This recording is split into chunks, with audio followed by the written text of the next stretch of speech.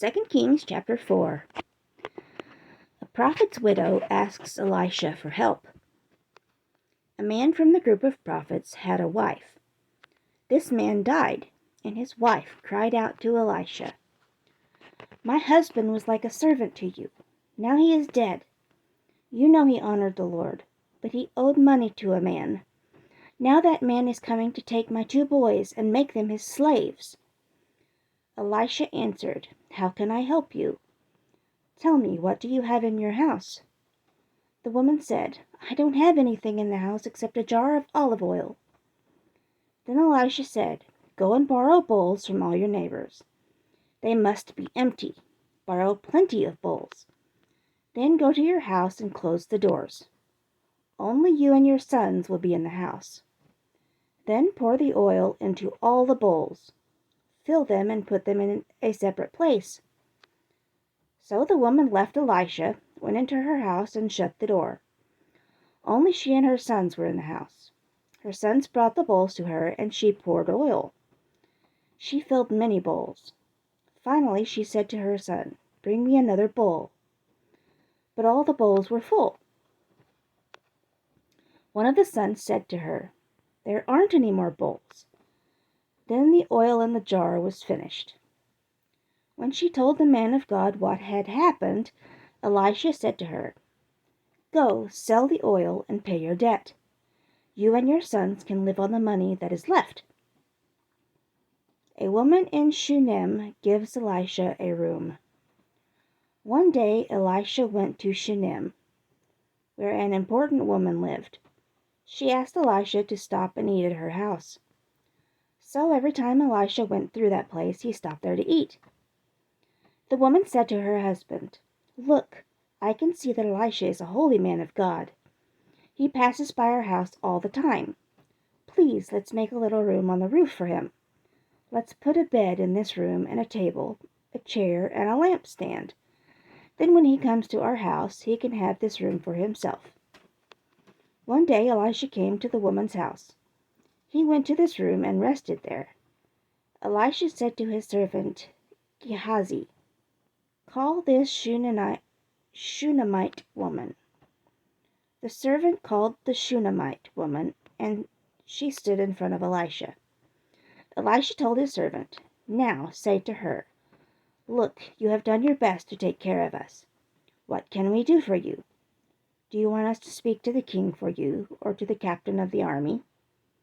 She answered, "I am fine living here among my own people." Elisha said to Gehazi, "What can we do for her?"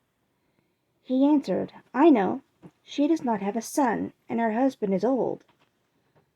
Then Elisha said, "Call her." So Gehazi called the woman. She came and stood at his door. Elisha said, "About this time next spring you will be holding your own baby boy in your arms." The woman said, "No, sir. Man of God, don't lie to me." The woman in Shunem had a son. But the woman did become pregnant and gave birth to a son the next spring, just as Elisha had said. The boy grew. One day the boy went out into the fields to see his father and the men cutting the grain. The boy said to his father, "Oh, my head hurts."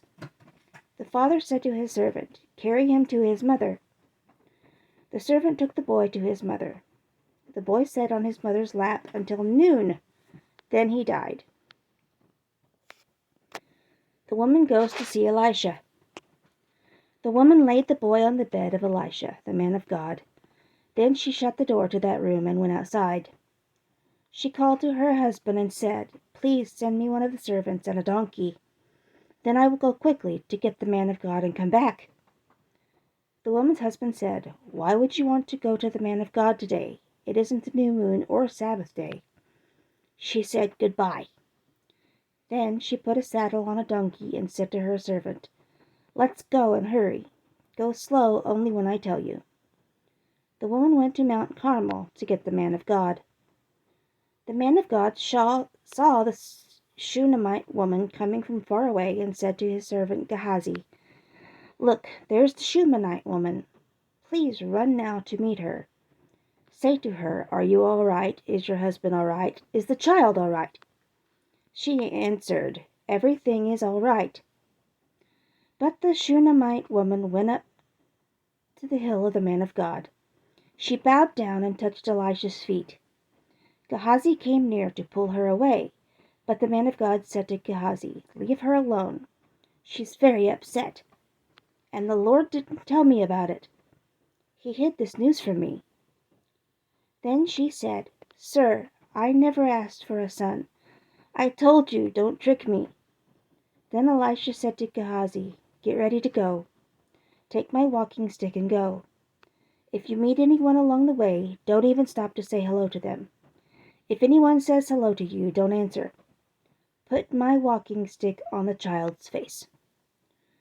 But the child's mother said, I promise as the Lord lives and as you live, I will not leave without you. So Elisha got up and followed her.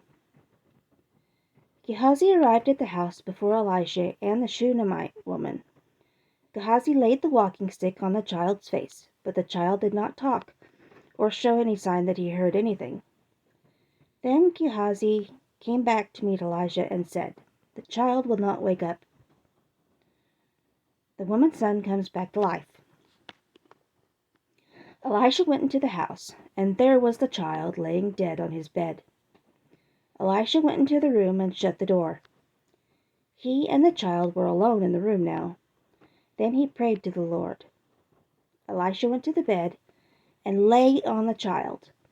He put his eyes on the child's eyes, his mouth on the child's mouth, and his hands on the child's hands. He lay there on top of the child until the child's body became warm.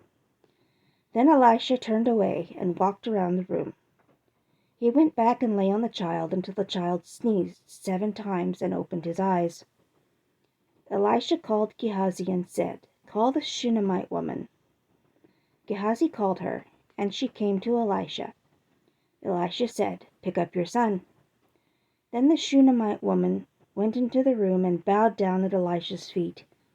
Then she picked up her son and went out. Elisha and the poisoned soup. Elisha went to Gilgal again. There was a famine in the land. The group of prophets was sitting in front of Elisha. Elisha said to his servant, put the large pot on the fire and make some soup for the group of prophets. One man went out into the field to gather herbs. He found a wild vine and picked the fruit from it. He put that fruit in his robe and brought it back. He cut up the wild fruit and put it into the pot, but the group of prophets did not know what kind of fruit it was.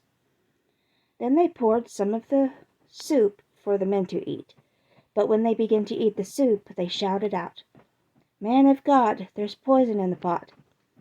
The food tasted like poison, so they could not eat that food. But Elisha said, bring some flour. He threw the flour into the pot. Then he said, pour the soup for the people so that they can eat. And there was nothing wrong with the soup. Elisha feeds a group of prophets. A man from Baal Shalisha came and brought bread from the first harvest to the man of God. This man brought 20 loaves of barley bread and fresh grain in his sack. Then Elisha said, give this food to the people so that they can eat. Elisha's servant said, what? There are 100 men here. How can I give this food to all those men? But Elisha said, give the food to the people to eat. The Lord says they will eat and there will still be food left over. Then Elisha's servant put the food in front of the group of prophets. The group of prophets had enough to eat, and they even had food left over. This happened just as the Lord had said.